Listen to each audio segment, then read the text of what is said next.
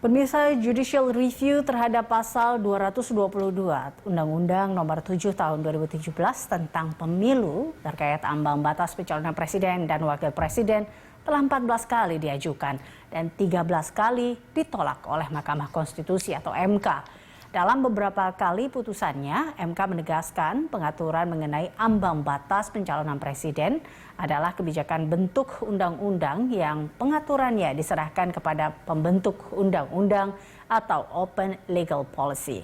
Lalu apa motif di balik pengajuan judicial review dan apa saja keunggulan serta kelemahan jika Indonesia tidak menerapkan syarat ambang batas atau presidential threshold dalam pemilu presiden? Kita akan membahasnya bersama dengan anggota Dewan Pembina Perkumpulan Pemilu dan Demokrasi atau Perludem, Titi Anggraini. Terima kasih Mbak Titi telah bergabung bersama kami dalam Prime Time. Mbak Titi, kita lihat sekarang lagi ramai sekali atau ramai-ramai, banyak pihak ramai-ramai yang mengajukan judicial review terhadap pasal 222 ini tentang presidential threshold. Menurut Anda seperti apa? Apa sebenarnya motif ramai-ramai ini? Sebenarnya rame-ramenya sudah sejak dulu ya Mbak Eliza, tapi memang kita akan menuju 2024 yang lagi-lagi kan secara faktual Presiden Jokowi sudah 2 periode berdasarkan konstitusi, maka tidak bisa mencalonkan diri lagi di pemilu. Nah, oleh karena itu kanal untuk Pilpres kan makin terbuka dan kompetitif. Namun ruang yang terbuka dan kompetitif itu tidak diikuti oleh mekanisme pengaturan yang juga kompetitif begitu. Karena pasal 222 tadi yang sebenarnya itu sudah berlaku sejak Pilpres 2009. Jadi Pilpres 2009 melalui Undang-Undang Nomor 10 Tahun 2008 itu pertama kali memberlakukan yang disebut dengan ambang batas pencalonan presiden, syarat pencalonan berupa kepemilikan kursi di DPR minimal 20% dan suara pemilu DPR minimal 25%. Nah, melihat peluang 2024 yang semakin dekat, lalu juga batasan persyaratan pencalonan yang sangat ketat, karena sejak 2009 dengan persyaratan seperti itu, 2009 kita punya 3 pasangan calon. 2014 menyusut menjadi 2 pasangan calon dan 2019 konsisten 2 pasangan calon. Sementara kalau kita lihat nama-nama yang beredar ini kan luar biasa ya. Mulai dari kepala-kepala daerah potensial yang dianggap berkinerja baik, lalu para ketua umum partai, kemudian tokoh-tokoh publik yang sangat populer begitu. Tapi ya salurannya terbatas gitu ya. Akibat tadi ambang batas pencalonan presiden, kalaupun dimaksimalkan koalisi pencalonannya, maka tidak lebih kalau merujuk perjalanan sejak Pilpres 2009 itu ya mentok-mentok di 3 pasangan calon begitu. Nah, ini yang membuat karena pertama undang-undang pemilunya tidak diubah, sebab DPR, DPD, pemerintah memutuskan untuk tidak mengubah undang-undang pemilu, artinya pasal 222 tadi akan tetap berlaku, sehingga ruang itu terbukanya hanya melalui Mahkamah Konstitusi. Ya, kalau undang-undang pembuat undang-undangnya DPR, pemerintah sudah bersepakat tidak mengubah undang-undang, akhirnya harapan atau last resort-nya ya Mahkamah Konstitusi melalui pengujian undang-undang di Mahkamah Konstitusi. Kira-kira ilustrasinya begitu Mbak Eliza. Iya, tapi Mbak Titi kita tahu sendiri bahwa ini kan sudah 13 kali atau sudah 14 kali diajukan, tapi udah 13 kali juga MK akhirnya menolak terkait dengan gugatan pasal 222 ini. Bahkan MK mengatakan bahwa ini sebenarnya open legal policy, harusnya dikembalikan lagi. Jadi ini akhirnya bolak-balik jadinya terkait dengan hal ini. Iya, tapi sebenarnya harapan itu kalau ya wajar ya para pemohon ini masih memelihara harapan.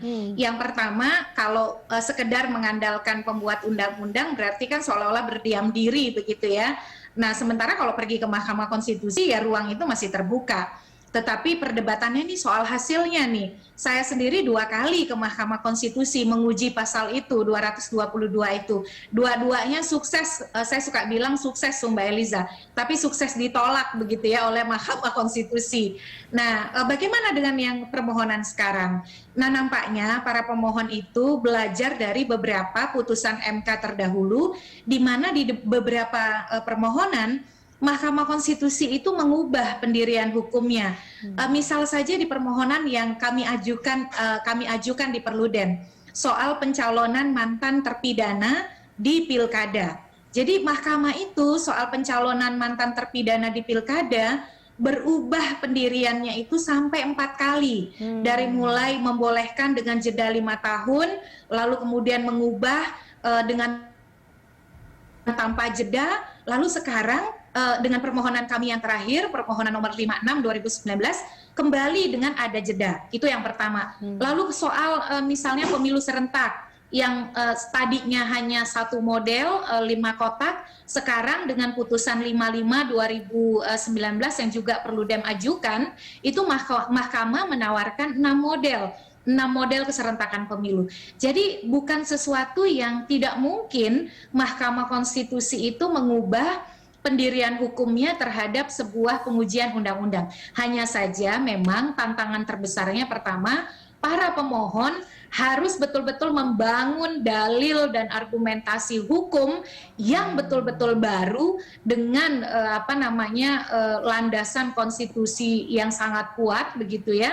Misalnya saja, apakah ada pengaruhnya pembuat undang-undang yang sama sekali tidak mau mengubah undang-undang dengan misalnya pilihan ketika aspirasi untuk menghapus ambang batas yang sangat besar, ambang batas pencalonan presiden yang sangat besar, dengan kemudian ruang Mahkamah Konstitusi untuk menjawab kebuntuan situasi politik hukum tersebut ya. Meskipun perdebatannya di masyarakat kita bukan hanya kelompok yang mendukung penghapusan, Mbak Eliza, yang pro terhadap ambang batas pencalonan kan juga ada gitu ya. Nah ini yang memang akan menjadi tantangan dalam pengujian undang-undang ini, terutama menarik untuk menyimak bagaimana Mahkamah Konstitusi akan melihat apakah ada kebaruan argumen dan juga kebaruan situasi hukum sehingga terobosan hukum itu mungkin untuk dikeluarkan oleh Mahkamah Konstitusi. Oke, baik. Mbak Titi, ini kita juga lihat bahwa memang banyak yang berharap terkait dengan ambang batas ini diturunkan, ada juga ditiadakan atau nol. Nah, tapi menurut Anda sendiri Mbak Titi, ini apakah atau mungkin syarat presidential threshold ini saat ini menurut Anda sangat memberatkan atau sangat terlalu tinggi kah 20% ini? Yang ideal berapa menurut Anda Mbak Titi? Iya, kalau bagi kami di Perludem ini bukan soal memberatkan atau tidak, tapi memilih desain yang konstitusional. Karena sebenarnya pengaturan soal ambang batas pencalonan presiden ini melebihi apa yang diminta oleh konstitusi. Jadi konstitusi itu hendak mengatur persyaratan. Jadi ada dua, Mbak, yang diatur di dalam pasal 6A Undang-Undang Dasar kita. Yang pertama itu soal persyaratan pencalonan. Yang kedua, tata cara pencalonan. Nah, yang diberikan pengaturan lebih lanjut kepada undang-undang itu tata cara pencalonan. Kalau persyaratan pencalonan sudah terang benderang di pasal 6A ayat 2. Yaitu pasangan calon diusulkan oleh partai politik atau gabungan partai politik peserta pemilihan umum sebelum pelaksanaan pemilu. Sebenarnya desain konstitusi itu membolehkan partai politik peserta pemilihan umum baik secara sendiri-sendiri atau bergabung dengan partai politik lain untuk mengusung pasangan calon. Yang penting statusnya adalah dia partai politik peserta pemilu. Nah, yang dilakukan oleh pasal 222 ini dengan menambahkan persyaratan perolehan kursi di DPR dan juga suara di DPR itu ibarat kata menambah persyaratan yang sudah terang benderang di dalam Undang-Undang Dasar. Nah, itu dari desain konstitusi. Jadi kalau dari desain konstitusi tidak dikenal ambang batas pencalonan presiden berupa persyaratan kursi dan suara tadi. Yang kedua, Mbak Eliza, ambang batas pencalonan presiden ini sesuatu yang tidak lazim dalam praktik negara-negara yang menyelenggarakan pemilu serentak antara pileg dan pilpres. Makanya kalau kita komparasikan dengan negara-negara yang menyelenggarakan pileg dan pilpres berbarengan, itu tidak ada ambang batas pencalonan presiden. Karena logikanya yang namanya peserta pemilu boleh mengusung calon presiden. Nah, di kita kan tidak ya. Sudah gitu yang tidak lazim lagi persyaratannya diambil dari hasil pemilu DPR 5 tahun sebelumnya. Padahal kan konstelasi politiknya sudah berubah. Partai yang kuat pada 5 tahun lalu itu belum tentu kuat pada tahun 2024. Nah, di sini memang yang harus kita pahami bersama, selain hambatan terbesar, partai-partai peserta pemilu itu kesulitan untuk mampu mengusung kader-kader terbaiknya maju di Pilpres. Belum lagi ada narasi atau isu misalnya soal politik transaksional atau jual beli dukungan yang sayup-sayup terdengar, tapi oleh beberapa politisi itu tidak secara eksplisit dibantah begitu. Ya, nah ini kalau kita berandai-andai Mbak Titi, jika memang akhirnya kita kalkulasikan bahwa ternyata ambang batas ini dinolkan, nanti apakah terlalu banyak munculnya dari setiap partai ini akan mencalonkan kader-kadernya? Ini yang kemudian muncul seperti itu. Nah, itu kekhawatiran sebenarnya tidak beralasan. Partai politik walaupun kerannya dibuka, sebut saja misalnya kalau peserta pemilunya 16 begitu ya, seperti 2019 yang lalu. Apakah akan ada 16 pasangan calon?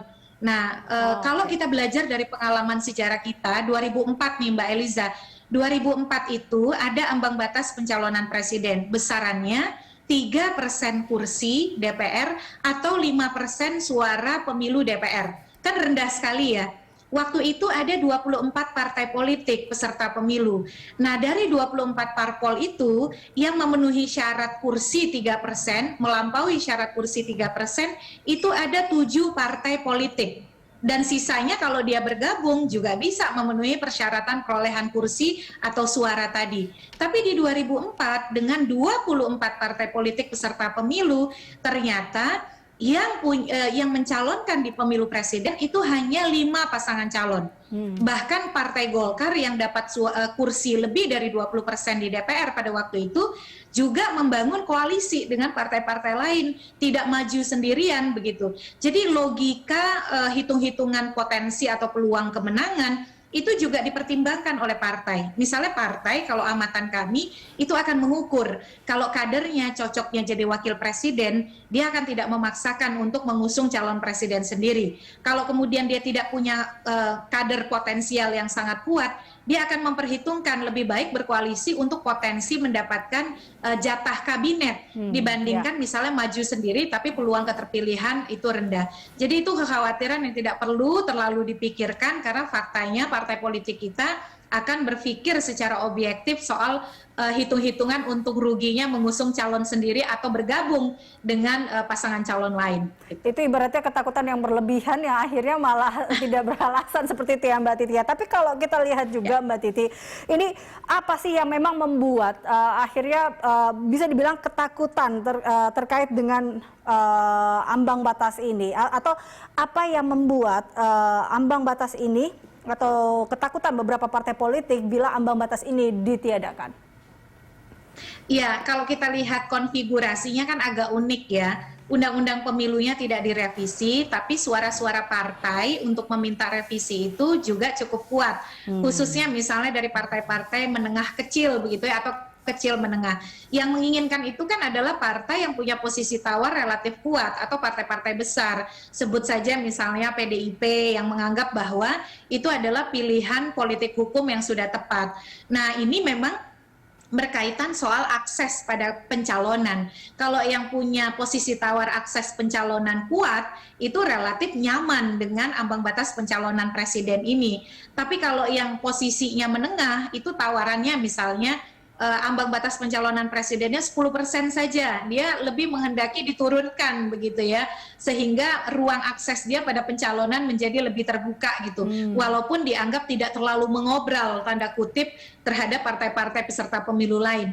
Tapi kalau partai yang menengah kecil itu cenderung untuk meminta menghapus. Nah, akhirnya kan kalau dinilai dari analisis itu, kemampuan mengakses pada proses pencalonan itu menentukan sikap partai-partai terhadap keberadaan ambang batas ini. Yang besar cenderung mempertahankan, yang menengah minta diturunkan tanpa menghilangkan 100%, tapi yang menengah kecil itu meminta pada penghapusan sama sekali. Kalau masyarakat sipil mayoritas memang meminta penghapusan, karena mengharapkan ada pilihan dan alternatif ragam calon-calon presiden yang bisa dimiliki oleh rakyat, sehingga politik kita tidak lagi terpolarisasi, membelah, yang dampaknya eksesnya masih kita rasakan sampai hari ini. Begitu. Oke, Mbak Titi, terakhir tadi dengan kategori yang sudah Anda sampaikan, Mbak Titi, jadi bagaimana sebenarnya jalan tengahnya untuk menyelesaikan atau menanggapi terkait dengan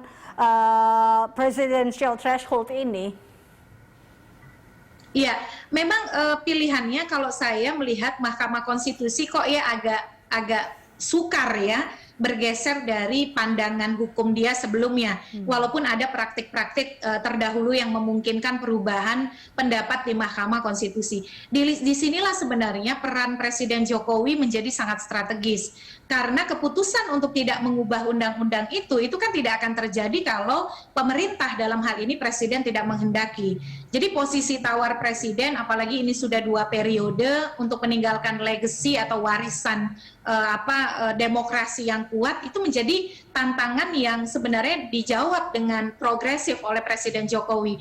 Saya kira sebagai titik tengah misalnya, kalaupun pilihannya tidak bisa menghapus, nah kesepakatan untuk membangun perbaikan secara gradual dengan menurunkan sehingga angkanya misal sama seperti ambang batas parlemen ya 4%, itu pilihan sesuatu yang moderat. Meskipun secara personal saya pribadi menganggap pilihan itu pun tidak sejalan dengan konstitusi. Tapi kan ketika bicara pilihan yang paling moderat lah ya, yang paling progresif, yang sebenarnya bisa menjadi titik temu, satu, peran yang progresif dari Presiden Jokowi untuk mendorong perubahan undang-undang pemilu, yang kedua menurunkan secara gradual ambang batas pencalonan ini sehingga proses koalisinya bisa berjalan secara alamiah, lebih banyak calon yang bisa mengakses proses pilpres, dan yang ketiga kita bisa menghindari tadi politik mahar yang santer didengar setiap menjelang pilpres akibat adanya syarat